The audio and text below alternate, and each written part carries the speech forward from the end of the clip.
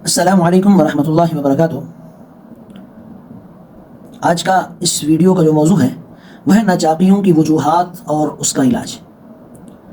قرآن کریم سورہ حجرات میں اللہ رب العزت نے فرمایا یا ایھا الذین آمنوا اجتنبوا کثیرا من الظن ان بعض الظن اثم، گمان نہ کیا کرو۔ اس آیت میں، یہ بڑی تفصیل آیت ہے، اس پوری صورت میں اللہ نے معاشرت کے آداب کو بیان کیا۔ اللہ رب العزت انسان کے خالق ہیں، انسان کو پیدا کرنے والے اللہ ہیں، اور انسان کے اندر جتنی اللہ نے خوبیاں رکھی انہیں بھی وہ جانتا ہے، اور جتنی خامیاں ہیں انہیں بھی جانتا ہے، اور اللہ نے ان خامیوں کو دور کرنے کا بھی انسان کو طریقہ بتایا کہ خامیاں دور کیسی ہوں گی۔ انہی میں ایک اہم ترین معاملہ ناچاقیوں کا پیدا ہو جانا ہے۔ ہم محلے میں رہتے ہیں، معاشرے میں رہتے ہیں، ماں باپ، بہن بھائی، رشتہ دار، عزیز و اقارب، ایک پوری کمیونٹی جو ہے وہ ہمارے ساتھ ہے۔ کئی لوگوں کے ہم سے روابط ہوتے ہیں، تعلقات ہوتے ہیں، اور بعض اوقات کسی وجہ سے وہ تعلقات ٹوٹ جاتے ہیں، تو ہم آپس میں بڑی فکر کرتے ہیں کہ ابھی جوڑ کر رہے ہیں، جوڑ کی فکر کرتے ہیں، اتفاق کی فکر کرتے ہیں، اتحاد کی فکر کرتے ہیں۔ لیکن اصل چیز یہ ہے کہ یہ جو اتفاق، اتحاد اور جوڑ کی فکر ہو رہی ہے، یہ بغیر ان اسباب کو مد نظر رکھے کہ جو اس جوڑ کو توڑتے ہیں، یہ ممکن نہیں ہے۔ اصل ان اسباب کو پہلے دیکھنا ہوگا کہ یہ جوڑ پیدا کیوں نہیں ہوتا، ٹوٹ معاملہ کیوں جاتا ہے، بار بار یہ توڑ کیوں پیدا ہو جاتا ہے۔ یعنی تو ان چیزوں کو بیان کرنے کے لیے قرآن کریم نے انسان کو سبق دیا ہے۔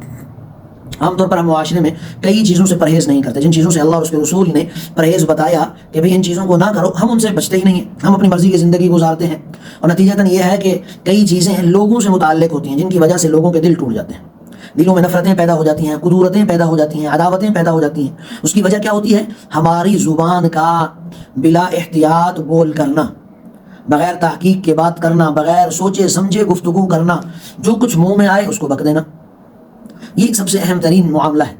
اللہ رب العزت نے سورہ حجرات میں جن چیزوں سے منع کیا ان میں ایک اہم ترین چیز غیبت ہے کہ غیبت نہ کی جائے۔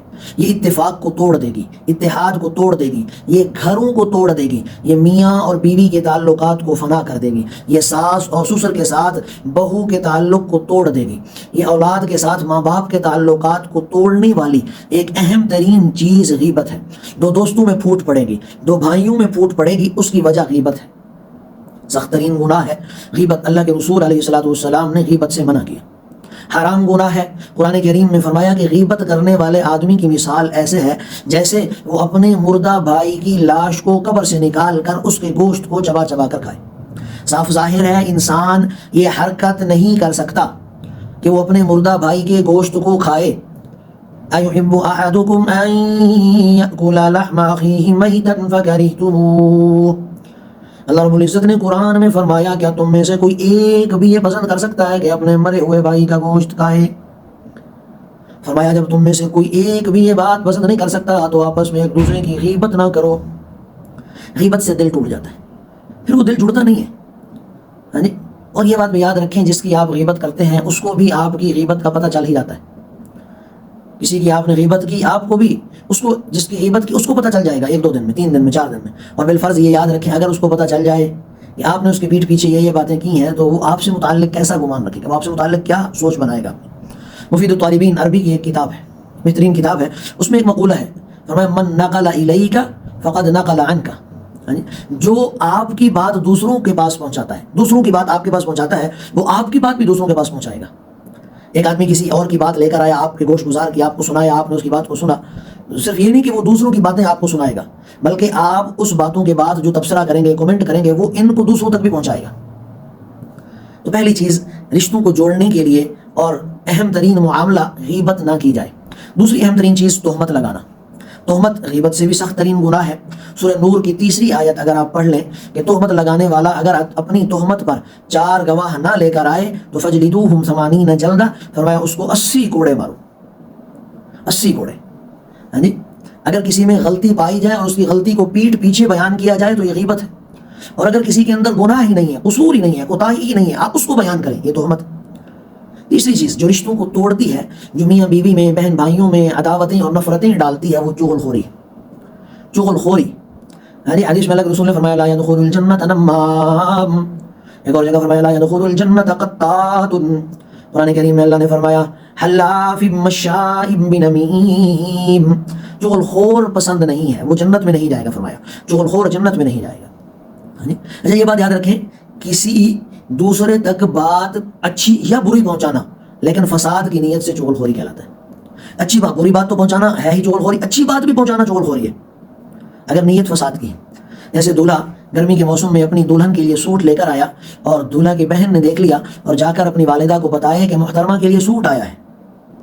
بات تو اچھی ہے کہ گرمی میں اپنی بیگم کے لیے سوٹ لایا ہے. وہ نیت کیا تھی کہ اے اماں جان, پہلے اس گھر میں جو کچھ آتا تھا وہ آپ کے لیے آتا تھا, اب تو وہ دوسروں کے لیے آتا ہے. یعنی تو یہ اچھی یا بری یہ اس کی نیت تھی. وہ بات کا اچھا ہونا اس کی نیت کے برا ہونا تھا. تو بری نیت جو ہے اس کو قرآن نے چغل خور کہا ہے, اس آدمی کو نمام کہا ہے, نمیم کہا ہے. یعنی چوتھی چیز قرآن کریم نے جو رشتوں کو بچانے کے لیے کی ہے وہ ہے سورہ حجرات کی آیت ہے. اسی آیت میں آمنوا اجتنبوا کثیرا من الظن ان بعض الظن, گمان نہ کیا کرو, غلط ہے, بدگمانی نہ کیا کرو کسی کے متعلق جب تک وہ گمان آپ کے دماغ کے اندر ہے, اس پر کوئی گناہ نہیں ہے, کیونکہ انسان کی قدرت نہیں ہے. مختلف گمان کا آ جانا, دو کاروباری لوگوں کے درمیان بدگمانی کا پیدا ہو جانا, دو بھائیوں کے درمیان بدگمانی کا پیدا ہو جانا, ماں اور اولاد کے درمیان یا میاں بیوی کے درمیان بدگمانی کا پیدا ہو جانا, رشتوں کے درمیان بدگمانی آ جائے, جب تک وہ بدگمانی دماغ کے اندر ہے اس پر گناہ نہیں ہے. جو ہی آپ نے اپنی زبان سے اس کو باہر نکالا یا قلم کے ذریعے سے لکھ کر رائٹ کر کے تحریر کر کے آپ نے اس کو باہر نکال دیا تو وہ بدگمانی گناہ بن جائے گا. اب طریقہ کیا ہے کہ اگر کسی کے متعلق آپ کو بدگمانی پیدا ہو جائے تو پہلے آپ تحقیق کریں. تحقیق کے بعد اگر بدگمانی ثابت ہو جائے تو اس شخص کے لیے دعا کریں اور اس کی اصلاح کریں. اور اگر بدگمانی تحقیق کے بعد ثابت نہیں ہوتی تو پھر اپنے منہ کو بند کر لیں, اپنے منہ کو سی لیں. اس کو بھی قرآن نے یا ایھا الذین آمنوا ان جاءکم فاسق بنبأ فتبینوا ان تصیبوا قوما بجہالۃ فتصبحوا علی ما فعلتم نادمین. اس آیت میں اللہ رب العزت نے اس چیز کو بیان کیا کہ اگر کوئی آدمی تمہیں خبر دے, کوئی بات بتائے, ایسی عجیب بات کہ جس کو تم بعض اوقات سمجھ نہ سکو یا یقین کرنا مشکل ہو, تو پہلے اس بات کی تحقیق کرو, اس بات کے ایک ایک ذرے سے متعلق تحقیق کرو. ایسا نہ ہو کہ تم بلا تحقیق اس بات کی وجہ سے کوئی بڑا فیصلہ اٹھا لو, کوئی قدم اٹھا لو, کوئی کام کر لو اور بعد میں تمہیں اس کی حقیقت کا علم ہو تو تم پچھتاتے رہو. ایسی بات نہ کرو, بلکہ پہلے سے اس کام کی تحقیق کر لو. یہ بات یاد رکھ لیں. اگر کوئی آدمی کسی دفتر میں ایڈمن ہے, ایڈمنسٹریٹر ہے, سربراہ ہے, اگر وہ اس بات کی تحقیق کرتا ہے کہ اس کو جو بھی کوئی بات بتائے ادارے سے متعلق, اگر وہ اس آیت کو, سورہ حجرات کی اس آیت کو اپنے پلے باندھ لیتا ہے اور اس کو یاد کر کے اس کا ترجمہ ذہن میں محفوظ رکھ لیتا ہے تو وہ کبھی بھی ایڈمنسٹریٹر میں ناکام نہیں ہوگا. وہ ہمیشہ کامیاب ایڈمن اور مضبوط اور طاقتور ایڈمن رہے گا. ہاں اگر وہ کانوں کا کچا ہوا, اس کو کسی نے آ کر شکایت لگائی, اس نے فوری طور پر فیصلہ کر دیا, کسی کے نکالنے کا, کوئی کام کرنے کا فیصلہ کر دیا, بعد میں اس کو پتہ چلا, پھر وہ اپنے ملازمین کے سامنے بھی نادم و شرمندہ ہوگا. اگر وہ تحقیق کرتا ہے, ذہن کو رکھتا ہے حاضر دماغی کے ساتھ, یہی حال رشتوں میں ہے. میاں بیوی میں بد اعتمادی پیدا ہو گئی, بہن بھائیوں میں بد اعتمادی پیدا ہو گئی, ماں اور باپ میں بد اعتمادی پیدا ہو گئی. اگر وہ با اخلاق ہیں, مہذب ہیں, سمجھدار ہیں, اگر وہ تحقیق کر کے کوئی فیصلہ کرتے ہیں تو اللہ ان کے رشتوں کو دوبارہ بچا لے گا. اور اسی طرح بغض اور کینہ, سینکڑوں باتیں روزانہ دل میں ہو جاتی ہیں, کسی بھی بات کو دل میں رکھ لینا اور اس پر انتقام کا جذبہ پیدا ہو جانا, یہ کینہ کہلاتا ہے.